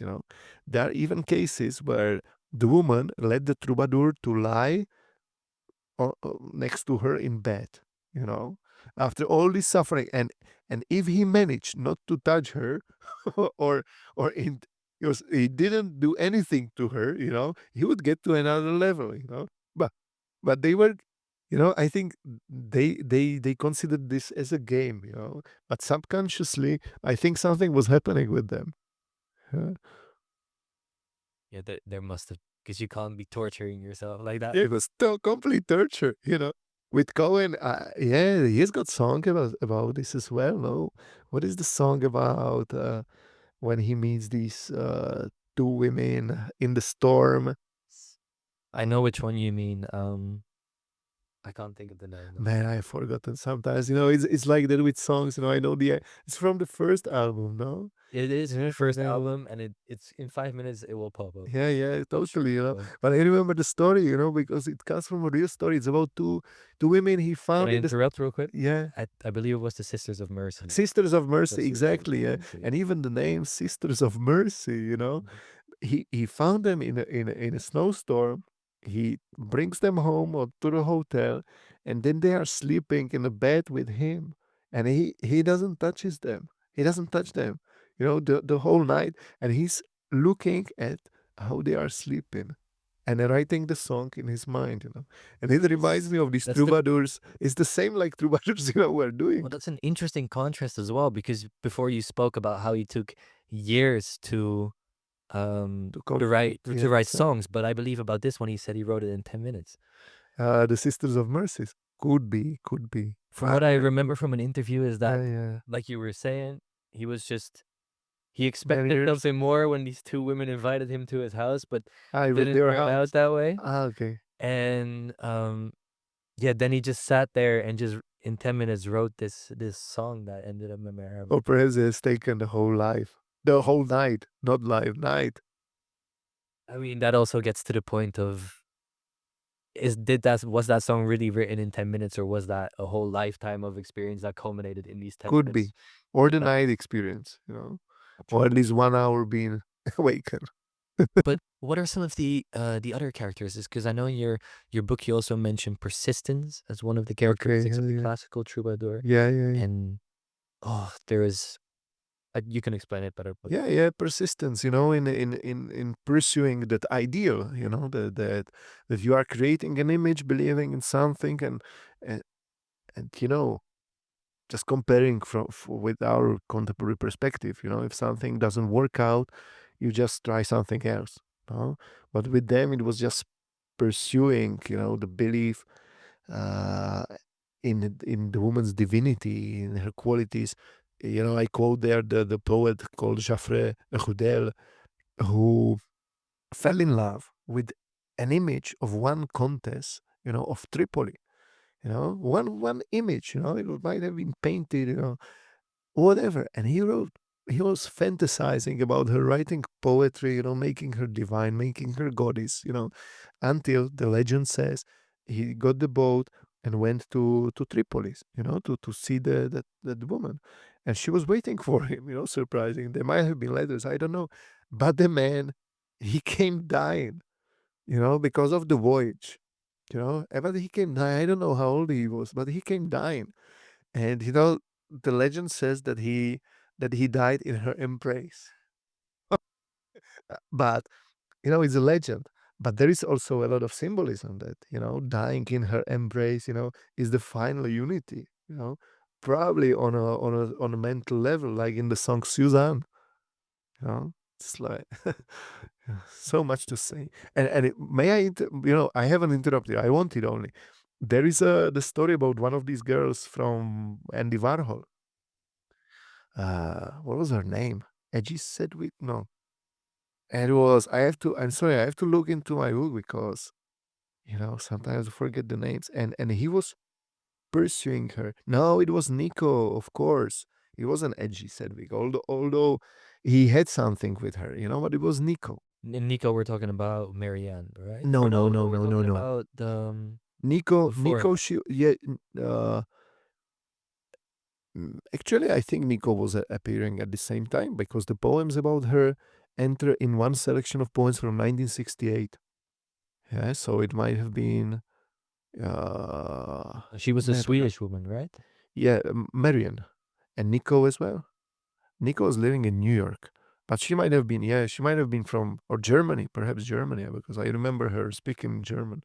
Yeah, in one concert that I saw, I think she was German, but she was around about Warhol and Velvet Underground as well. And Cohen fell in love with her, and she was really beautiful, blonde woman. And but she didn't reciprocate. She didn't get anything back to him. So he was begging all the time. I think I have met in the Hotel Chelsea in New York, Of the course, famous the place. famous song. And Cohen started writing very obsessive poems about her, divinizing her. And I'm giving these examples here in the book and somehow putting them in contrast with the poems with a similar thematic written by the troubadours, medieval troubadours. The same kind of desire, that is not not given back to you, or expressed back. I was wondering if there, whilst writing this, because I believe, well, actually, how long did it take you to write it? Phew, write it. I did it when I was doing my PhD 3 years and a half. Mhm, But I think to get the material, and really, I was obsessed with Cohen because I mhm. I had already written my BA and MA thesis on Leonard Cohen, on philosophy, Kabbalah, and so on. So I actually used the previous research. So just researching this book, I think it had taken me 10 years, What? at least. Yeah, 10 And least 10 years. during that period, was there, well, there probably was many, but was there one that stands out that there was a real aha moment? Like, I've never made that connection before, and you saw Yeah, something. all the time, to tell you the truth, because this is something that happens with writing, that I think it happens to everyone. I don't know. I will have to ask, but when I started writing, I discover things. I come with something that I want to say, but once I'm writing, I discover what I really think. Yeah, this is really curious, and or what I really know, perhaps, and I cannot express it in words yet. And this was happening in writing the whole book. I understood better the song Suzanne, Hallelujah, and all these, strong songs with those meanings that if you're at home and you play Leonard Cohen, just I don't know, to accompany you, I don't know, washing dishes, you cannot understand anything like that. You have to sit there and like, wow, connecting with your experience and knowledge at the same time. Although I do believe, because I first heard the song Suzanne, like I said, when I was probably 6 years old, Uh-huh. even What? when it's just playing in the background, there's some flow that is there. That, but of course, the text, the meaning, if you really dive into that, and actually, that's something I wanted to ask as well. In all this research you've done into all these songs, all these poems, the connections between the troubadours, did it sterilize the work in some way, or did you just find an even deeper meaning in it? Till I found deeper meaning. I think totally they have not sterilized the work. I know what you mean, by listening to something that you perhaps do not understand. Like having Suzanne in the background. There is the power of music, that moves us, and with the voice, the softness of the voice, and cadence, the rhythm, we already get certain kind of message. But this kind of message is not understandable in words. It gets us on the wavelength, I would say. And it, does something with our mind, but we don't know what it is. And this comes later through the text. I tell you, I like listening to songs without studying previously, but I have always enjoyed them more, discovering what may lie behind. Now, for, because you said you wrote your PhD about it, then you almost have to approach it. Well, you have to approach it in a scientific way, right? And Exactly. Yeah. that's why I was wondering if it somehow sterilizes it. No, That's what no. I would be afraid of. Because it's like dry academic stuff cannot be written with a pure personal experience, you know? So even this, I don't know, this MLA or APA or Chicago quotation style, may lead you to more dates with women. But in what way? I tell you, because you want to discover what is behind the book. You know, what is behind the work that you are writing about. Because, you know, also you have to consider that when I started, I wasn't even 30, you know, and I was, I think, 25, 26, whatever.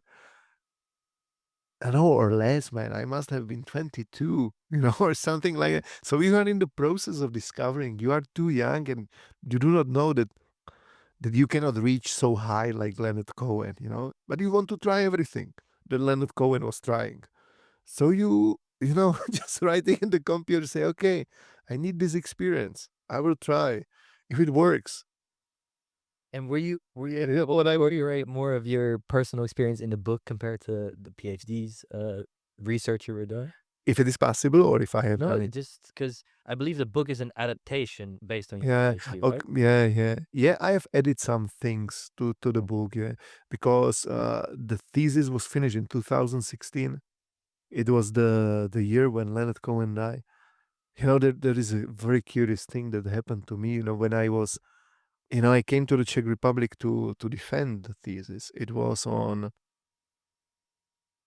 was it 28th of October, you know, or 27th perhaps. No, it was incredible.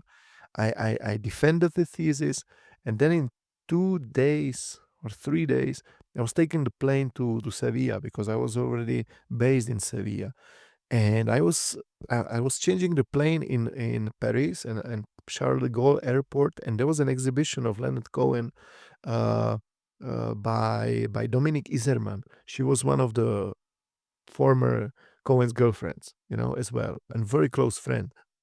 And I was appreciating these photos, and I realized later on it was the moments, you know, more or less when Leonard Cohen was dying, you know. And I don't know, right? I don't remember the date, you know, when it happened. Actually, it was announced a few days later that he died. I don't even remember when I left the Czech Republic right now, if it was 1 week. But when I look, I remember in 2016 when I came back. I know that I was I was on the plane or at that airport when Leonard Cohen was dying. Yeah, and it was so impactful to me. And then I didn't, you know, it was closed. My PhD thesis was closed. I couldn't add new information. But then in 2018, when there was this option to publish my PhD thesis in an adapted version, I decided to update a few things. You know, I basically spoke about the flame. Uh, I didn't speak much about about You Want It Darker, although yeah, I mentioned it, but it's not the main focus. But I tried to update whatever I could, you know. And I think still this research is not closed. You know, it Still will. working on it. Yeah, but you know, I'm not writing right now.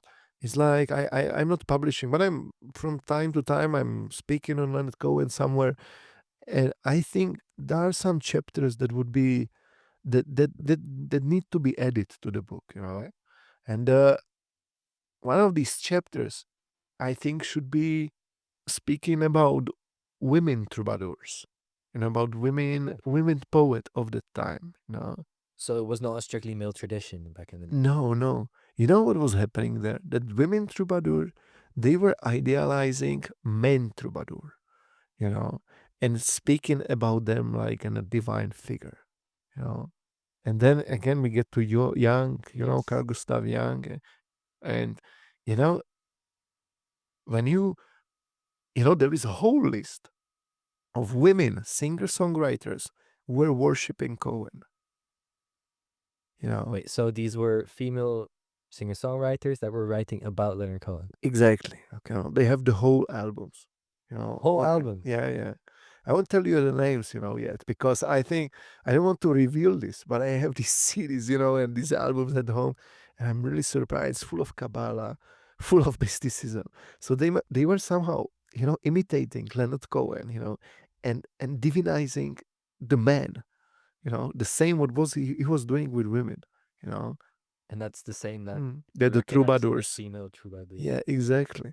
I think there should be a comparative study, you know, on that. You know, just another proof of the tradition, because, and this is what I haven't told you, when I started to study those troubadours and understand them more, I was discovering, okay, Leonard Cohen was doing the same. And at the same time, Leonard Cohen was reading that literature that troubadours were reading, the mostly the Occitan one. Yeah, in southern France. This is why I was going a lot to Montpellier, to southern France, to do my research, to study those texts, uh, because Andalusian medieval literature was not so clear to me, and at the same time, I couldn't speak Spanish at that time. Yeah, I could read something, but I couldn't understand it perfectly. And towards the end of my studies of closing this book, I discovered one thing, and it was thanks to a Czech researcher called Alois Richard Nickel.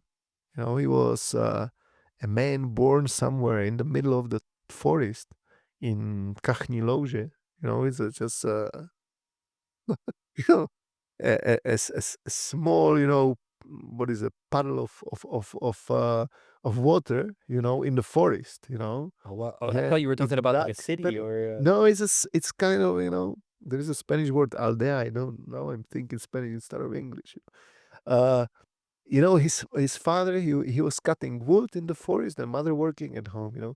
This man, he was the first one who translated Quran to Czech at the beginning of 20th century, and he became one of the most famous Arabists in the world.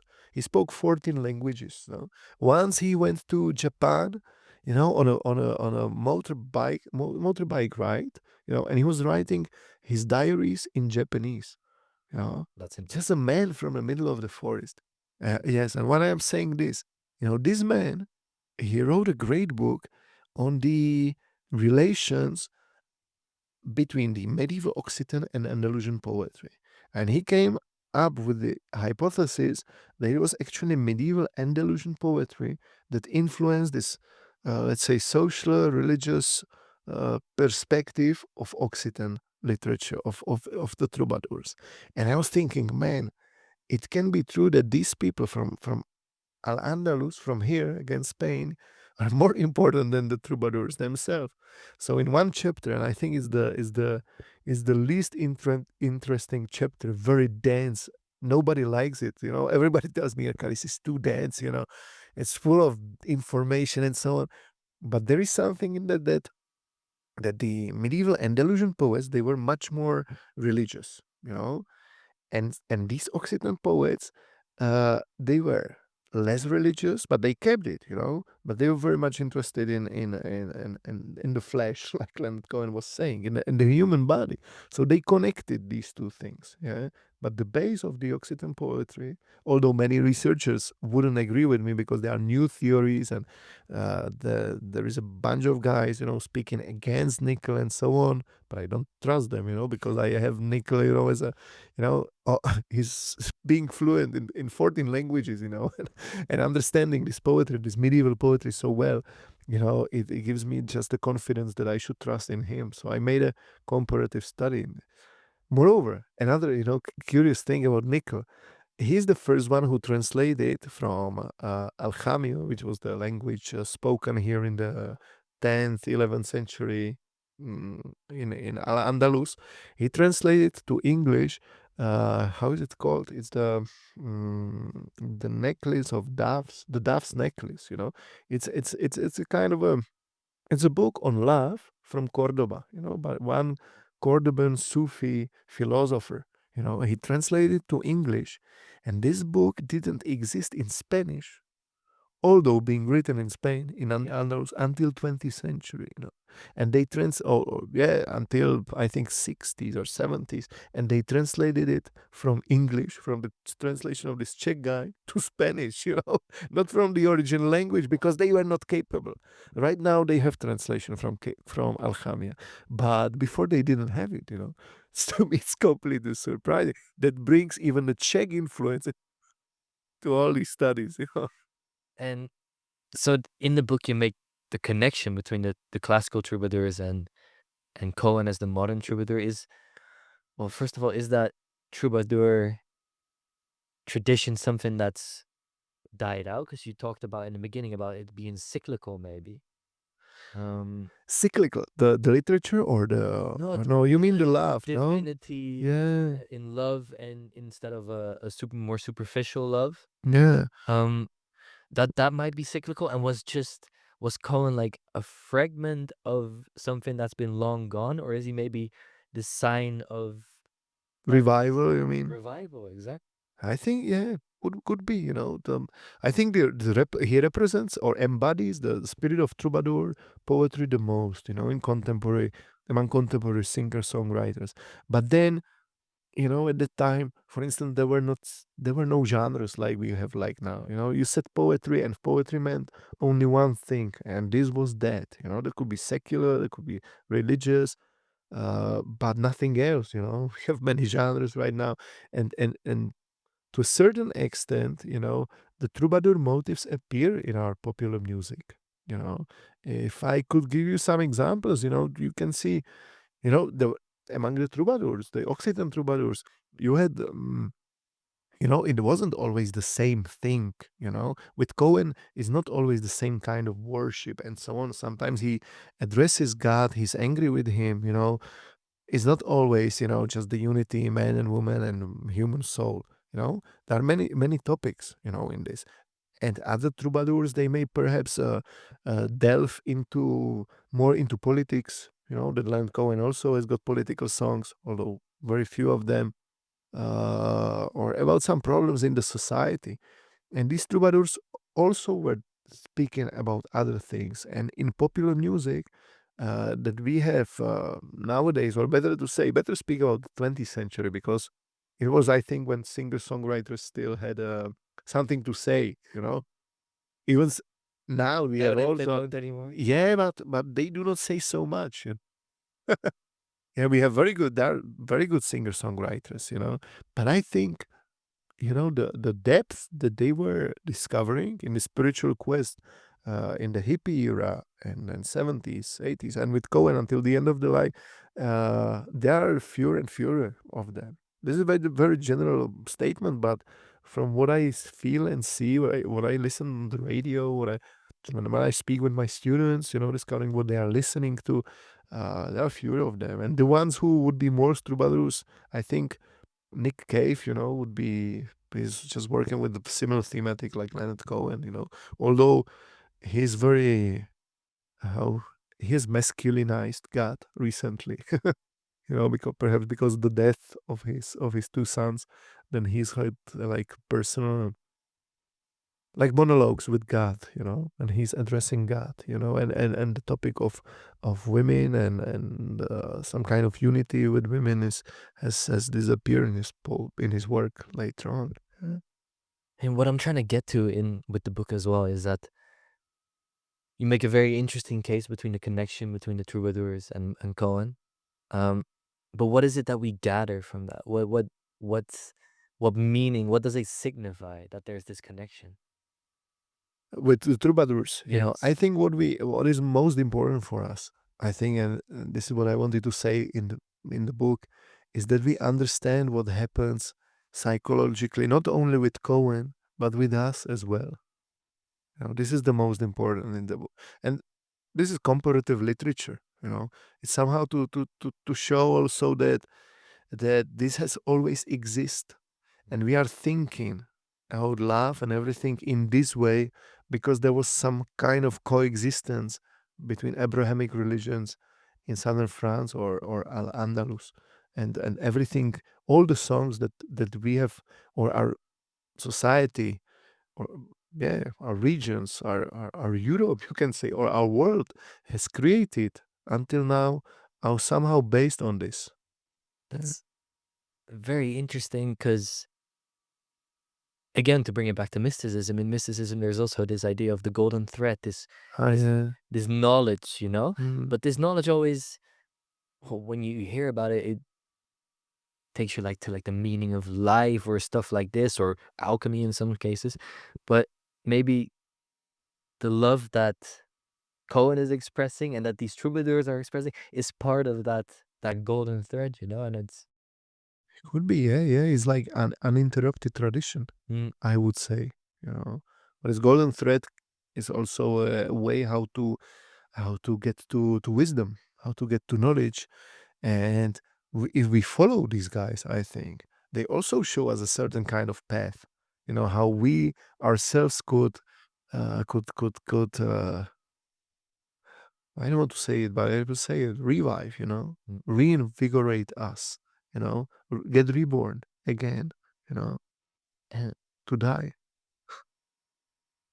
and maybe to wrap things up a bit, I would like to ask you as well. Uh, What do you think at the end of his life? Well, at the end of his life, he's writing such meaningful stuff. But what do you think the conclusion of his life was?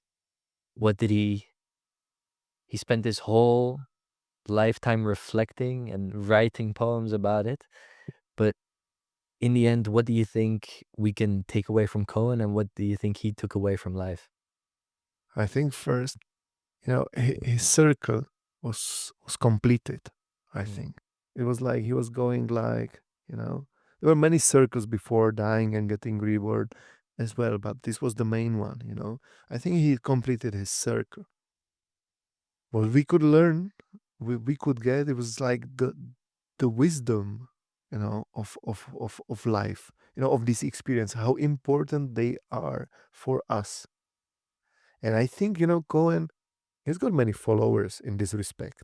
The men or women, uh, remembering or understanding what happens in his song, in his songs, what is actually taking place subconsciously and what they might have experienced, and getting connected to it, somehow provide giving giving you a hand, and saying, look, I will take you, go with me, just learn something. Yeah? But I want to speak always positively about it, because sometimes it's misleading, In what way? because it is his own experience, and his own experience doesn't need to be the same one like our own. We have our own ways how to reach divinity if we are seeking. And with Cohen, I have met pure imitators of Cohen, you know, and they have, you know, they are abandoned. They have destroyed their families, you know, the I the was thinking just farmers in here. like writing styles, but they took it really by No, heart, like yeah, the whole yeah, lifestyle. I think when we appreciate somebody, we always have to be careful not to imitate everything they say or do. You know, we always we appreciate them because they have taught us something, what we can do or not to do, what to avoid. You know, because we cannot really follow Cohen. You know, he, I think it's even inappropriate if because we are. Uh, in a totally different situation. We are not taking LSD on a Greek island. Perhaps we want to have a job, we want to have a family. I've noticed them, how poets, how secure. We always start as a kind of anarchist. We always want to change the world. We want to always have something new, get rid of the tradition, and so on. We are rebellious. But after people graduate, they put on the jacket, the tie, and they end up in the office, working from 8 to 6 or 10, and so on every single day, the family. So this rebelliousness somehow disappears. And perhaps it's good for them, because if they haven't done this, they might have got addicted to drugs and might have been misled on the way. But then you have different people who cannot work in the office, they cannot have normal family, and so on. And they will be seeking perhaps more, but they will have to find their own path. And that's why in mysticism, you always, or at least here in Sufism, there are so many Sufi practicants in Granada, you'll always have a master. And this master comes and they checks on your progress. And okay, I wouldn't believe them in everything what to do, but at least, it's kind of a perspective he or she can give you, just to continue your way of self-discovery. I think it's self-discovery, finally, that's what matters, and what we can be thankful to Leonard Cohen.